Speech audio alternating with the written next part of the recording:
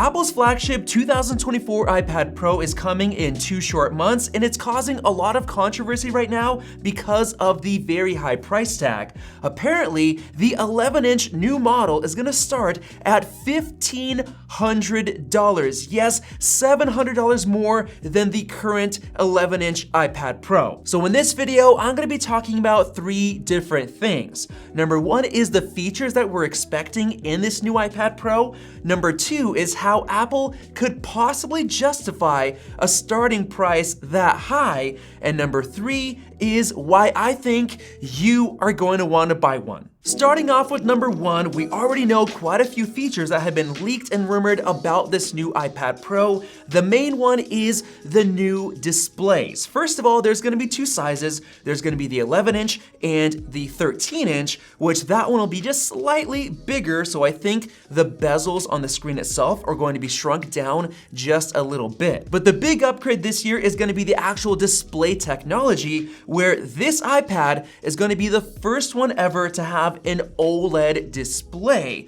Just like all the competition, like Samsung's been using OLED for many years, while Apple hasn't, mainly because OLED displays cannot get bright enough, and Apple even chose mini LED on our current iPad Pros for the 12.9-inch model because it reaches a very high 1000 nits of brightness for HDR. But for this year's brand new model, Apple is doing something completely new. They're gonna be giving it a new hybrid OLED panel, and not just one, but dual stacked OLED panels in tandem, so one on top of each other. And the main point here is to actually double the brightness to match the same 1000 nits, which has previously been impossible for OLED displays. So Apple is essentially taking on all the benefits of OLED, like the contrast, all the colors, the black levels that are pure black, because the areas that are black actually have the pixels turned off completely, so zero light, so you get perfect contrast.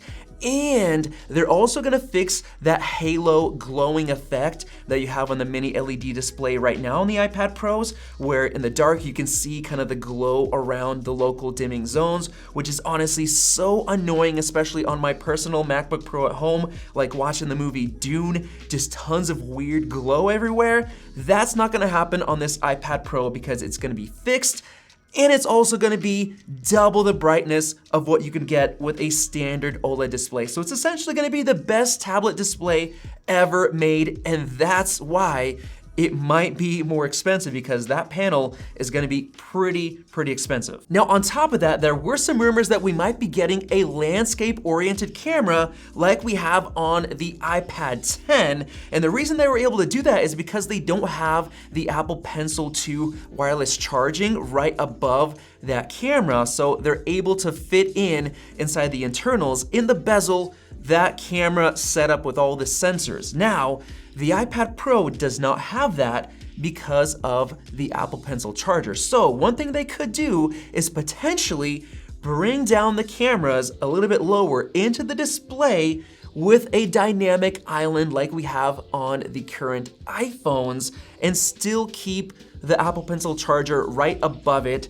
That's one way they could fix it. I know it might be weird with the dynamic island, but they could be pushing that technology in that way. And the one feature that we're still a little bit iffy about is MagSafe wireless charging on the back of the iPad Pro. I'm not exactly sure how we can expect Apple to make this happen. If they do, it might be with some sort of a glass back. But one thing we do know is that Apple is redesigning the entire chassis, so they might as well try to fit that in, especially since we did see some leaks and rumors about industry sources and suppliers of Apple's MagSafe magnets actually discussing the iPad Pro, so there's a hint right there. And now let's get into the second topic for discussion, which is the insane price tag.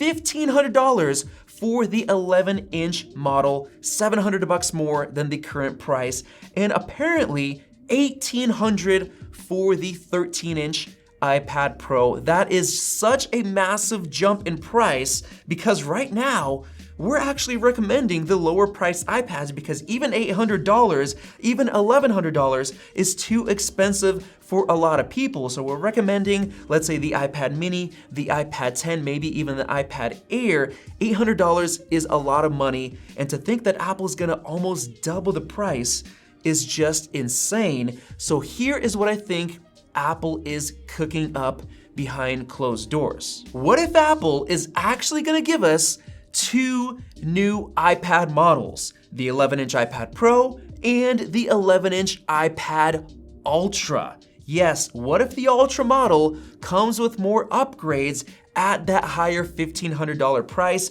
while the 11-inch iPad Pro might come in at, let's say, $1,000, so $200 more expensive, but with a lot of new features. Now, of course, the Ultra is gonna come with exclusive features, so maybe the whole MagSafe might be limited to that, or maybe the dual panel OLED might be limited to the Ultra, or some of the other features that'll be exclusive to make it worth the price. They might even give us the M3 Pro chip, which might not happen because that chip gets very hot and it might be way too hot for a fanless chassis like the iPad, but who knows? The point is they might have 2 tiers, iPad Pro and iPad Ultra. But even then, a lot of people are gonna complain and say, well, wait a minute, who cares if it has all of this awesome hardware? It's still limited by iPadOS. You have all this great performance, but the apps are just not as good as what you can get on the Mac, which is why a lot of people pay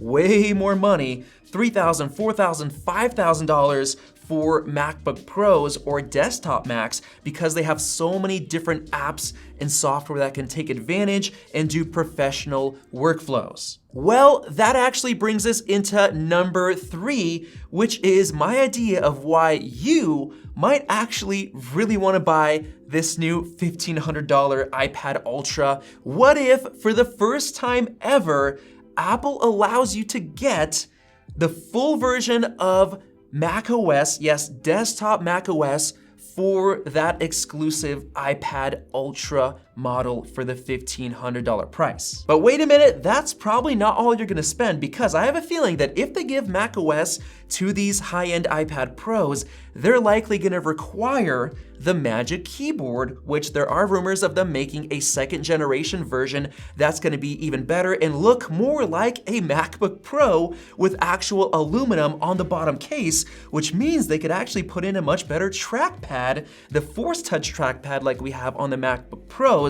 They could do that on the new Magic Keyboard, so who knows, it might be around $400+. So all in all, you might be spending $2,000 on the 11-inch iPad Ultra with macOS support that requires that Magic Keyboard, but you're basically getting a full MacBook Pro replacement that actually has a touchscreen. Yes, none of the MacBook Pros right now have touchscreens, but that new iPad Ultra will have a touchscreen with macOS support if it comes to that. And I know myself, I was going against this for so many years because to me it makes sense for Apple to sell you both a MacBook Pro and an iPad at the same time. They'd rather make double the money instead of just selling you one product that can do it all. But if they can raise the price high enough to where you're spending at least $2,000 to get the setup, it's basically just a replacement for getting one of the MacBooks. And keep in mind, the MacBooks are pretty cheap. You could get a MacBook Air for $1,000, so hey, they'd be happy to make you spend $2,000 for this new system. And then of course, the iPad Pro already has Thunderbolt for connecting accessories, storage, SSDs, whatever you want to make it feel like a real computer. It just needs that software, especially where you can go into Safari, download some more apps that aren't exactly on the App Store. That is going to be killer. And that is how I think Apple could easily justify a price tag of $1,500 plus more if you want the Magic Keyboard case. And I think a lot of people are actually gonna buy it, and you are probably going to want it as well. So hopefully you enjoyed this video, and if you did, you can subscribe above and check out one of those 2 videos right over there. Thanks for watching, and we'll see you in the next video.